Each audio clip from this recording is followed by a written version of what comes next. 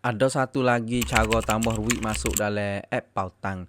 Pada klip yang telah lepas hak saya buat tu, cara dengan kalau ID dah mari buh dalam app Tanakan, lepas tu on masuk.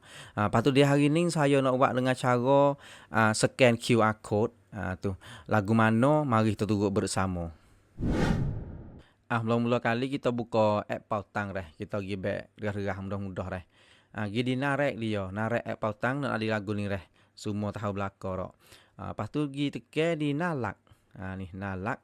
Tekan masuk nalak, dia nak jetak naik muka lagu ni dah. Temgen kau ci wallet. Nak wifak kita tengok sikit kata. Duit saya ni 5 kok 50 ster dah. Ada dia dah.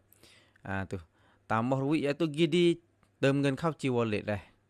Tekan masuk, dia nak jetak mari muka ni dah iaitu beberapa Tanakan.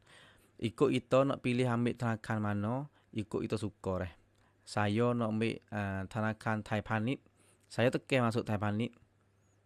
Tekan masuk Thai Panit, dia nak jetak le bawah naik ni 3 kara. App SCBEC makna tu Thai Panit dah. Hak kita nak buat yang kedua ni, QR Prompt Pay. Tekan masuk QR Prompt Pay sudah.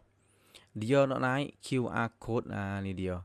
Naik QR code lagu ni, kita tekan di bantuk le bawah ni. Nampak akal lah leh ni. Tekan bantuk, dia nak naik pop up kata bantuk samret. Apabila naik bantuk samret ni, makna kata gambar QR code kita ni masuk dalam terosak dah.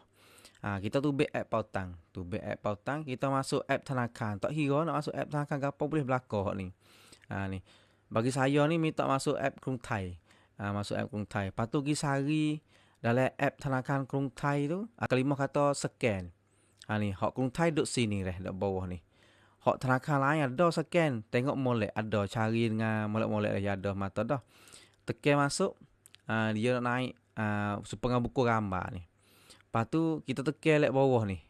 Ni lek bawah sebelah kiri ni. Tekan masuk, dia nak jetak naik muka lagu ni dah. Dia nak naik le gambar terosak kita.